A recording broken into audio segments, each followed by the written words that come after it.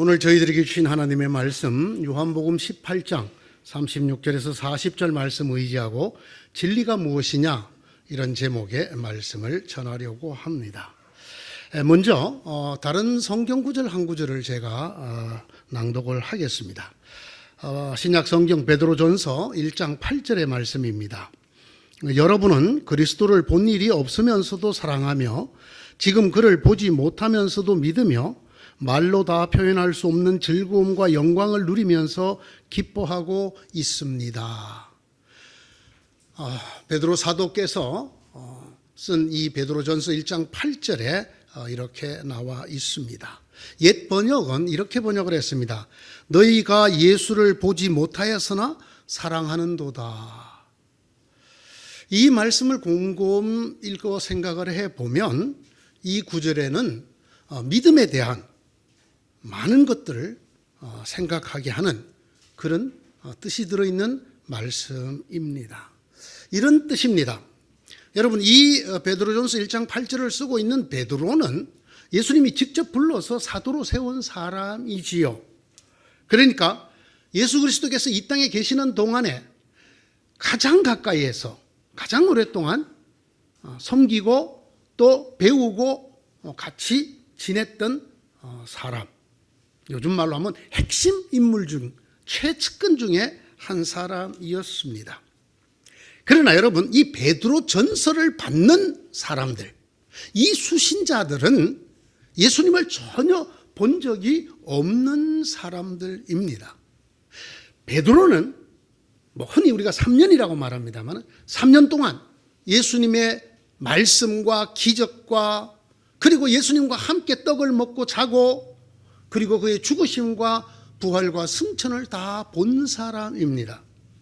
그러나 이 베드로 전서를 받는 사람들, 이 수신자들은 예수님을 본 적이 전혀 없는 사람들이에요. 왜냐하면 이 베드로 전서뿐만 아니라 신약 성경 전부가 예수님이 죽으시고 부활하시고 승천하신 다음에 그것도 대강 한 세대가 지난 다음에부터 쓰여지기 시작한 것이기 때문에 또 한 가지는 이 성경 말씀, 신약 성경, 특별히 이 서신서들은 대부분이 이스라엘에서 멀리 떨어진 이방 지역에 있는 사도들이 직접 갈 수가 어려운 그런 지역에 있는 사람들에게 서신으로 써서 보낸 내용들입니다. 그들이 예수님을 본다는 것은 어불성설, 있을 수 없는 일이지요. 이 베드로전서를 누구에게 보낸 것인가 하면 오늘날의 터키, 이 터키 남부에 타우루스 산맥이 있는데 그 타우루스 산맥 북쪽으로 5 지역에 있는 교인들에게 보냈습니다. 베드로전서 1장 1절이 이렇게 기록하고 있습니다. 예수 그리스도의 사도인 베드로가 본도, 갈라디아, 갑바도기아, 아시아, 비두니아에 흩어져 사는 나그네인들, 택하심을 입은 이들에게 이 편지를 씁니다. 이렇게 터키 타우루스 산맥 저쪽에 있는 5 지역에 있는 흩어진 교회들에게 이 편지를 쓰고 있습니다. 이 사람들이 예수님을 본 적이 없을 뿐 아니라 예수님을 지금도 볼 수 없다는 것은 너무나 자명한 일입니다. 그런데 베드로는 굳이 8절에 가서 여러분이 그리스도를 본 일이 없으면서도 사랑하고 있으며 그를 보지 못하면서도 믿고 있습니다. 이렇게 여러분이 그리스도를 보지 못하면서도 라는 말을 굳이 쓰고 있습니다. 저는 이게 궁금합니다. 너무나 당연한 일인데 이 터키 지방에 있는 사람들이 더구나 예수님 사후 승천 후에 파송된 제자들에 의해서 전도를 받고 그래서 예수를 믿게 되고 모여서 교회가 형성이 되고 또 그곳에 자주 올 수 없는 사도들이 편지를 써서 보내는 이런 상황에 놓인 이때에 이 사람들이 예수님을 본 적이 없다는 거 너무나 당연한 이야기인데 왜 이런 이야기를 굳이 2번이나 이 편지에 썼을까? 저는 혼자 생각해 봅니다. 혹시 베드로가 경험했던 그때 그 일이 떠오른 것은 아니었을까? 이런 생각입니다. 그때 그 일이 뭘까요? 부활하신 주님께서 베드로에게 3번이나 같은 말을 물으신 적이 있습니다. 요한의 아들 시몬아, 네가 나를 사랑하느냐? 네가 나를 사랑하느냐? 네가 나를 사랑하느냐? 물론 원어로 보면 2번은 같은 문장이에요. 똑같은 문장. 그러나 마지막 문장은 다른 문장이지만 그러나 그것도 역시 사랑한다는 다른 동사를 쓰고 있을 뿐입니다. 여러분, 이걸 기록하고 있는 요한복음 21장에 뭐라고 기록을 했는가 하면 3번째 이렇게 예수님께서 물으시니까 베드로가 불안해. 성경이 이렇게 기록했습니다. 예수께서 3번째로 물으셨다. 요한의 아들 시몬아, 네가 나를 사랑하느냐? 그때 베드로는 예수께서 네가 나를 사랑하느냐 하고 3번이나 물음으로 불안해서 주님께서는 모든 것을 아십니다. 그러므로 내가 주님을 사랑하는 줄을 주님께서 아십니다 하고 대답하였다. 예수께서 그에게 말씀하셨다. 내 양떼를 먹여라. 여러분, 베드로의 대답이 참 재밌지 않습니까? 주님이 네가 나를 사랑하느냐 이렇게 물었을 때 네 주님, 제가 주님을 사랑합니다. 이렇게 말을 하지 못하고 제가 주님 사랑하는 것을 주님이 아십니다. 자, 우리 한번 청춘 남녀를 생각해 봅시다.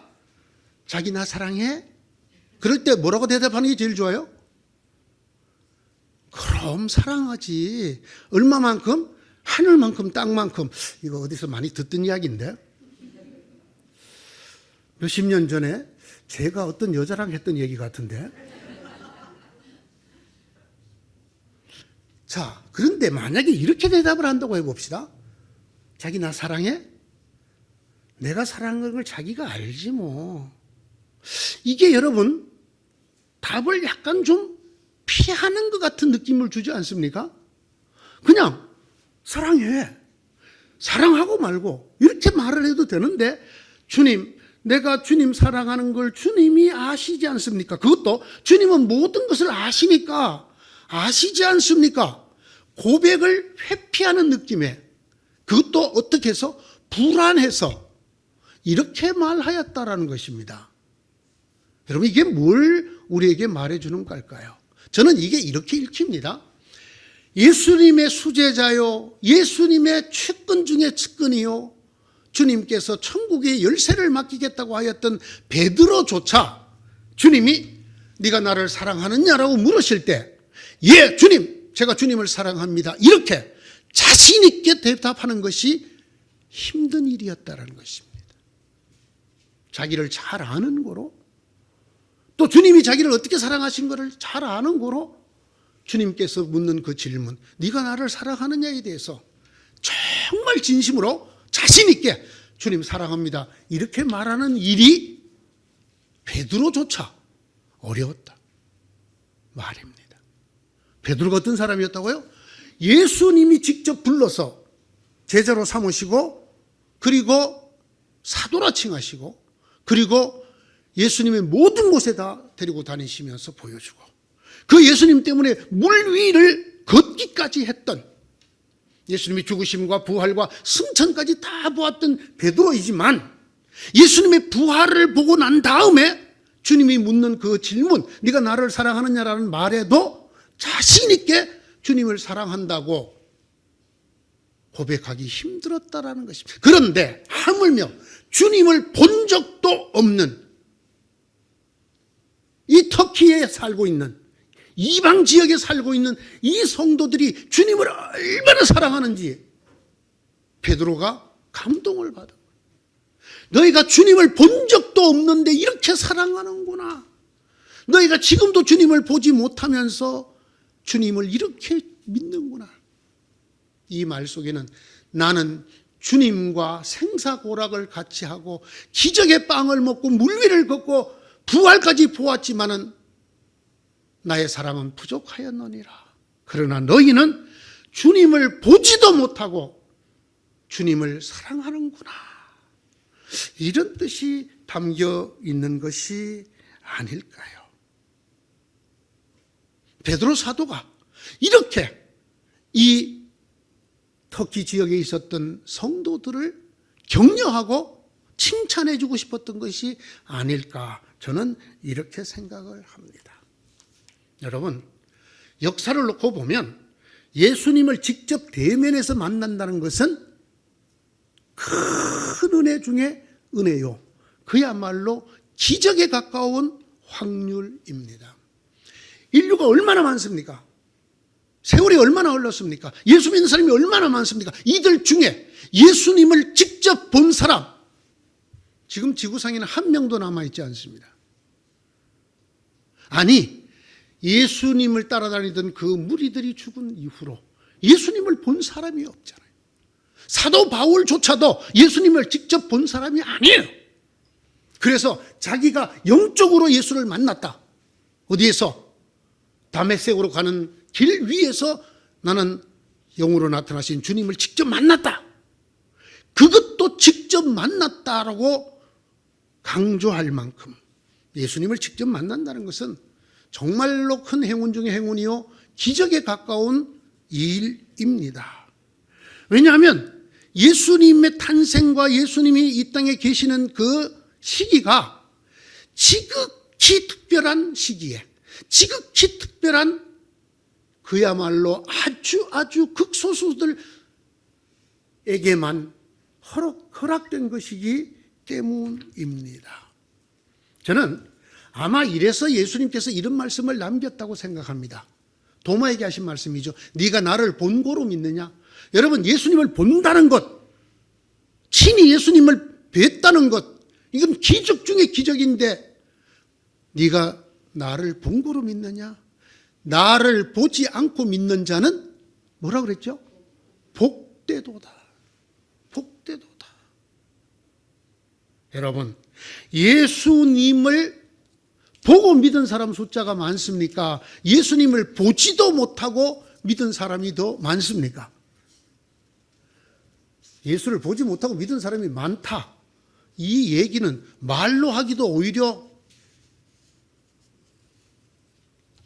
번거롭습니다. 비교를 해보십시오.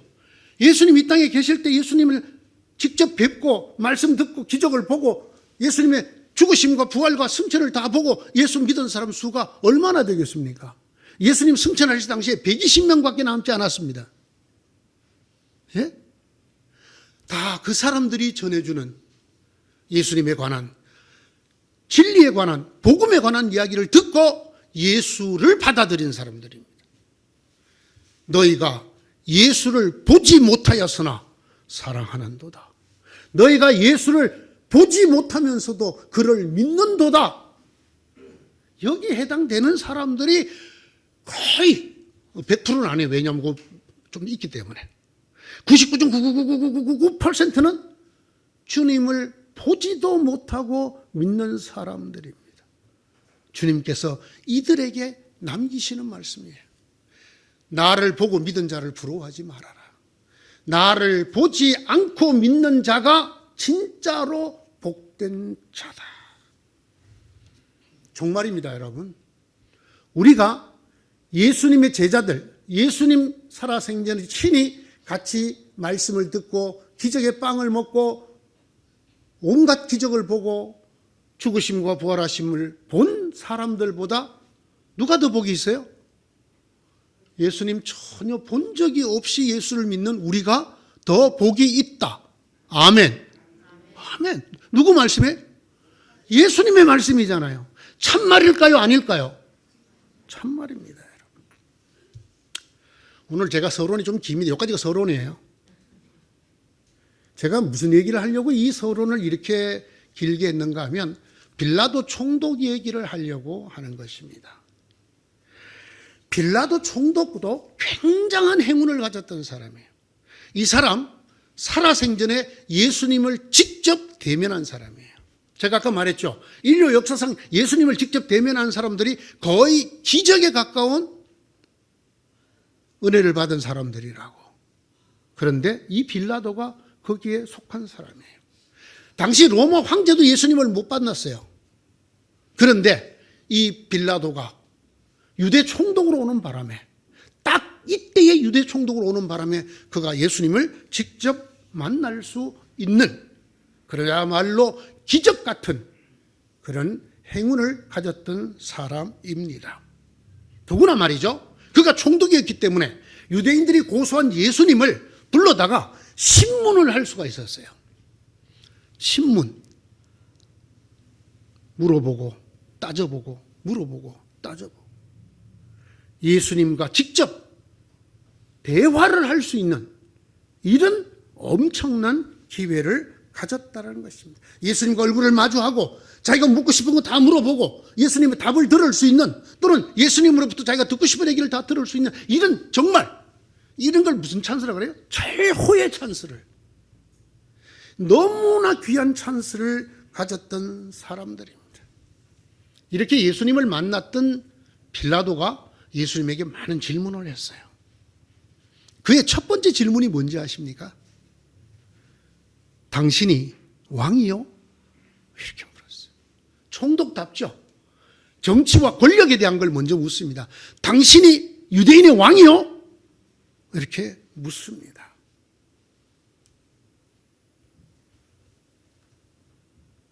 또 이렇게 물었습니다. 당신 동족들이 당신을 죽여야 된다고 내게 넘겼어. 당신 도대체 무슨 일을 한 거요?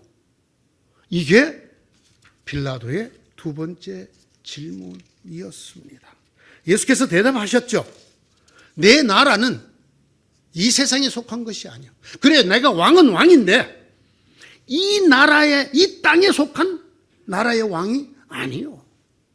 만약에 내 나라가, 내가 왕인 내 나라가 이 땅에 속한 것이었더라면 내 부하들이 당신들을 다 무찌르고 또 저 유대 백성들이 나를 이렇게 고소할 수 없도록 했을 것이요.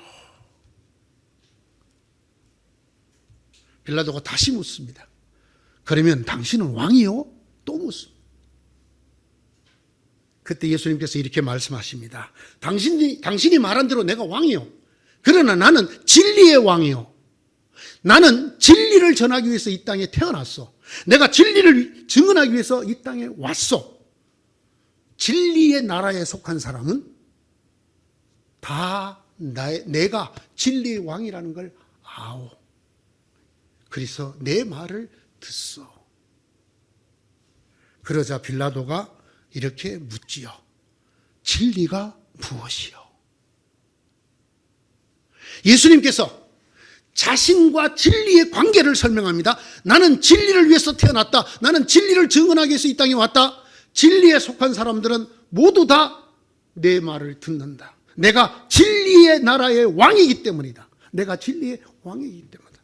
예수님이 이렇게 말씀하시자 빌라도가 이제서야, 당신이 왕이요라고 두 번이나 묻던 빌라도가, 당신이 무슨 일을 했소라고 묻던 빌라도가 진리가 무엇이요? 이렇게 물었습니다. 아주 가슴 아픈 구절이 있어요. 그 다음에 없는 구절이에요. 예수님이 빌라도의 그 질문에 답을 하지 않으십니다. 자, 왜 답을 하지 않았을까? 다음번을 기대해 주시기 바랍니다. 빌라도는 예수에게서 아무 죄도 찾을 수가 없었어요. 특히나 죽일 만한 일은 발견하지 못했어요. 그래서 빌라도가 가능하면 예수님을 놓아주려고 퍼포먼스를 벌려요. 그게 뭐냐? 붙들어다가 사람들이 보는 앞에서 때립니다. 그리고 이제 됐지? 이 사람은 죄가 없지만 너희가 고소했으니까 내가 이만큼 처벌을 가해서 이제 놓아줄 거야. 이렇게 하려고 예수님을 때렸다. 아, 목사님 그런 얘기가 나옵니까? 예, 누가복음 23장에 나옵니다. 예수님을 때린 이유가 그 정도 하고 놓아주려고 한 것이었다.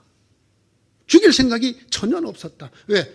죽일 만한 일을 찾지 못하기 때문이라고 기록하고 있습니다. 그러나 그것이 오히려 유대인들의 흥분을 유발합니다. 그를 죽이시오. 때리지 말고 죽이시오. 그들의 함성을 질렀습니다. 그를 그냥 죽이지 마시고 십자가에 매달아 죽이시오. 십자가에 못 박아 죽이시오. 그 일로 이 소요가 잠잠해지지 않는 것을 확인한 빌라도가 다시 관저 안으로 들어갑니다. 관저 안으로 들어가서 예수에게 또 묻습니다. 당신 도대체 어디서 왔소? 이 질문에 역시 예수님은 답을 하지 않으셨다고 성경이 기록하고 있습니다. 빌라도는 예수님을 놓아주려고 힘을 썼습니다. 그러나 유대 사람들이 이렇게 결정적인 말을 합니다. 만약 당신이 그 사람을 낳아주면 당신은 가이사의 충신이 아니요, 당신은 황제의 신하가 아니요, 이렇게 말을 합니다. 결국 빌라도는 예수님을 십자가에 처형하라고 내어주게 됩니다. 여러분, 제가 무슨 얘기를 드리려고 하는지 아시겠습니까? 어떻습니까, 여러분?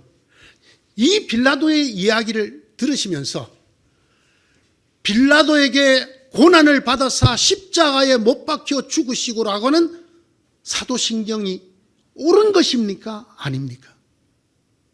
네, 정확하게 번역하면 본디오 빌라도 치하에서 고난을 받으시고 십자가에 못 박혀 죽으셨다가 정확한 번역이지요. 어쨌거나 신조에, 사도 신조에 본디오 빌라도 치하에서 고난을 받으셨다고 기록될 만한 일이 빌라도에게 있었습니까? 질문을 좀 바꿔보겠습니다. 왜 빌라도는 예수님을 그렇게 한나절 이상 자기 지근에 두고 물어보고 싶은 거 물어보고 대답 듣고 싶은 거 듣고 했으면서도 믿음에 이르지 못하였을까요? 왜 빌라도는 예수님을 만날 수 있는 천재이루, 천년에 한 번 일어날 우연이 아니라 정말 인류 역사상 단 한 번 있었던 그 엄청난 기회 속에서 예수를 못 믿게 되었을까요? 목사님, 뭐 예수님 만난다고 다 예수 믿나요? 제가 두 사람의 예를 들어보겠습니다. 한 사람은 예수님과 함께 같은 날 처형을 당했던 강도의 한 명입니다. 그가 예수님을 따라다녔다는 흔적이 성경에 없습니다. 사형장에서 예수님을 만난 것이 분명합니다. 그런데 그 강도가 십자가에 달리면서 주님을 만나고 주님을 보고 주님을 믿게 되었습니다. 그래서 주님에게 이렇게 말합니다. 주님, 주님의 나라가 임할 때에 저를 기억해 주십시오. 무슨 말입니까? 주님, 저를 구원해 주십시오. 이러니 주님이 약속하셨어요. 주님이 구원을 약속하셨어요. 오늘 네가 나와 함께 낙원에 있으리라. 여러분, 저도 이 약속 못 받았어요. 저한테 배한숙 목사에게 주님이 이렇게 말씀하셨다, 성경에 한 줄도 없어요. 그러나 이 강도에게는 주님이 그렇게 구원을 약속하셨다고 성경에 적어 놓았습니다. 예수님을 얼마나 오랫동안 만났다고요? 십자가에 달릴 때. 그리고 예수님이 무엇을 보았다고요? 예수님이 죽는 모습을 보았어요. 엘리 엘리 라마 사박다니 하니까 밑에 사람들이 엘리야를 부르나 보다, 능력이 좀 엘리야가 와서 구해주나 보자, 이런 조롱이나 받고 있는 예수님을 내가 목마르다, 내가 목마르다, 아버지 저들의 죄를 용서하여 주시옵소서, 이런 얘기밖에 들은 게 없는데 그 만남이 이 강도에게 믿음이 생기게 했어. 주님에게 구원을 요청하고 주님 그 믿음 보시고 그에게 구원을 약속해 주었습니다. 이 강도가 예수님을 오래 만났습니까? 빌라도가 오래 만났습니까? 빌라도가 훨씬 오래 빌라도가 예수님의 말을 많이 들었습니까? 이 강도가 많이 들었습니까? 빌라도가 더 많이. 빌라도는 자기가 묻고 싶은 거 다 물어볼 수 있는 지위에 있었어요. 그런데 왜 이 강도는 그 짧은 만남을 통해서 믿음에 이르렀는데 이 빌라도는 믿음에 이르지 못했을까요? 한 사람 더 있습니다. 이 예수님의 사형 집행하는 곳에 있었던 백부장이 있습니다. 백부장이라는 것은 로마 군대 장교죠. 100명의 부하를 거느리고 있는 로마 군대 장교입니다. 틀림없이 이 사람은 이방인일 것입니다. 유대인이 아닐 것입니다. 이 사람이 예수님의 사형장에 있었습니다. 그가 본 것도 이 강도가 보고 들은 것과 차이가 없습니다. 겨우 7마디의 말씀을 들으셨습니다. 십자가에서 예수님이 딱 7마디만 말씀을 하셨거든요. 그리고 아버지, 내 영혼을 아버지 손에 부탁하나이다 하고 죽었어. 그 모습을 보고 이 백부장이 이렇게 말을 해요. 이 사람은 진실로 죄가 없는 의인이었도다. 그러면서 그 백부장이 하나님에게 영광을 돌렸다. 그런 믿음의 행위를 보였다고 성경이 기록하고 있습니다. 누가복음 23장에 나옵니다. 십자가 밑에서 겨우 7마디의 예수님 말씀 듣고 예수님이 비참하게 돌아가시는 숨을 거두시는 모습을 보면서 오히려 하나님을 찬양하게 되고 예수님이 진실로 의인이었다라는, 죄가 없는, 다른 말로는 하나님의 아들이었다라는 것을 고백하게 되는 이런 믿음에 이르게 되었습니다. 보십시오. 이 두 사람을 비하면 빌라도는 얼마나 좋은 조건을 가졌습니까? 얼마나 기적 같은 기회를 가졌습니까? 그렇게 예수님과 마주하고 묻고 또 물었습니다. 당신은 무슨 일을 하였소? 당신은 어디서 왔소? 당신이 왕이요? 더구나 예수님께서 그에게 아주 중요한 말씀을 해 주셨습니다.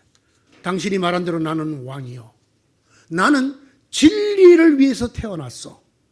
나는 진리를 증거하려고 이 땅에 왔어. 진리에 속한 사람은 다 내 말을 듣소. 얼마나 중요한 얘기입니까? 우리를 살리는 하나님의 나라가 들어가는 진리를 예수님이 자기와 결부시켜서 내가 진리의 왕이다. 내가 진리를 위해서 태어났다. 진리를 증언하러 이 땅에 왔다. 내 나라, 진리의 나라에 속한 사람은 내 말을 듣는다. 이렇게까지 듣고도 그는 겨우 진리가 무엇이요? 이렇게밖에 물을 뿐 진리에 이르지 못했습니다. 정말 안타까운 일이죠. 진리의 왕을 만났습니다. 그 진리의 왕과 대면하여 대화를 했습니다. 그 진리의 왕이 진리와 자신의 관계에 대한 것을 구체적으로 설명해 주었습니다. 그럼에도 불구하고 빌라도는 믿음에 이르지 못하였습니다. 빌라도 지금 뭘 하고 있을까요? 이 빌라도에 대한 전설을 만든 사람들이 있습니다. 마태복음 27장 24절에 빌라도는 자기로서는 어찌할 도리가 없다는 것과 또 밀란이 일어나려는 것을 보고 물을 가져다가 무리 앞에서 손을 씻으며 말하였다. 나는 이 사람의 피에 대하여 책임이 없으니 여러분이 알아서 하시오. 오늘도 우리가 무슨 일을 정리한다고 할 때 손 씻는다라고 하죠. 손 씻는다. 빌라도가 사람들이 보는 앞에서 손을 씻었어요. 나는 이 예수의 죽음과 상관이 없어. 나는 이 여기서 발을 빼겠어. 라는 뜻입니다. 이 구절을 보고 전설을 만드는 사람들이 이런 전설을 만들었어요. 빌라도는 지금도 하루 종일 세숫대야에 물 떠다놓고 손 씻고 있다.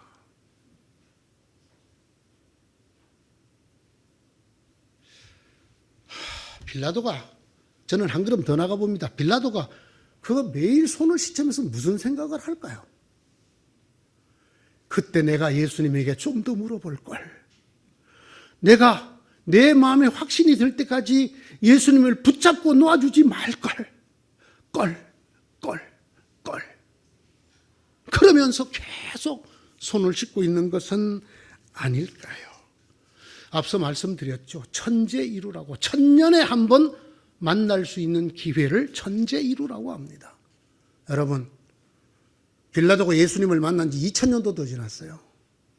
천재 이루가 아니라 정말 번개를 맞을 몇 번을 맞을 확률 밖에 있는 기적 중에 기적 같은 기회를 하나님이 그에게 주었지만은 그는 믿음의 사람이 되지 못했어요. 그는 예수님께서 말씀하신 진리의 나라에 들어가지 못했어요. 그는 우리가 흔히 하는 말로 구원받지 못했단 말입니다. 왜 그랬을까요? 왜 그랬을까요? 또한 왜 이 말씀을 여러분들에게 드리는 걸까요? 혹시 여러분 중에는 빌라도 같이 불행한 사람은 없을까 하고 드리는 거예요. 그렇게 열심히 교회 다녔어. 그렇게 열심히 봉사했어. 그렇게 열심히 했는데 네가 나를 사랑하느냐 물으니까 불안해서 주저하거나 주님, 내가 주님 사랑하는 거 주님이 아시잖아요. 주님이 아실 것 같은데요. 이렇게밖에 말할 수 없는 사람들은 없을까? 다음 주에 계속하겠습니다. 기도하십시다. 하나님, 오늘 정말로 너무나 안타까운 사나이 빌라도를 조금 살펴보았습니다. 그 마음에 진리를 향한 작은 물음이 일어서 진리가 무엇이요? 이렇게까지 물어놓고는 그 진리에 들지 못하였던 참으로 안타까운 사람 빌라도를 생각해 보았습니다. 주님, 우리 중에는 아무도 빌라도 같은 사람 없게 하여 주시옵소서. 본디오 빌라도에게 고난을 받아서 십자가에 못 박혀 죽으시고 이 비극적인 고백의 주인공이 되는 이런 일이 없게 하여 주시옵소서. 우리가 주님의 품에 안기지 못하고 내가 그때 주님을 좀 더 대면하여 물어보듯이 물어볼 걸. 주님의 말씀이 내 가슴에 들어올 때까지, 믿음이 내게 들어올 때까지 터키 지방에 있었던 이 베드로 전서를 받았던 사람들처럼 예수를 보지 못하였지만 사랑하고 보지 못하지만 믿는다고 인정을 받을 믿음에 이르지 못하는 사람이 한 사람도 없도록 주여 자비를 베푸시고 주님 믿음을 허락하여 주시옵소서. 이 빌라도를 통해서 우리가 어떻게 해야 할 것인가를, 빌라도의 가장 큰 문제가 무엇이었는가를, 빌라도는 왜 그 절호의 찬스를 놓쳤는가를, 왜 그 귀하고 귀한 시간에 빌라도가 믿음에 이르지 못하였는가를 깊이 살피고 깨달아서 우리는 그런 불행한 사람 되지 아니하고 너희가 주님을 보지 못하였으나 사랑하며 지금도 그를 보지 못하나 믿고 있도다. 그래서 말로도 할 수 없는 즐거움과 영광을 누리고 있도다. 이런 평가를 받는 저희 모든 성도들, 은효에 속한 주의 자녀들 되게 하여 주시옵소서. 예수님의 이름으로 기도드리옵나이다. 아멘.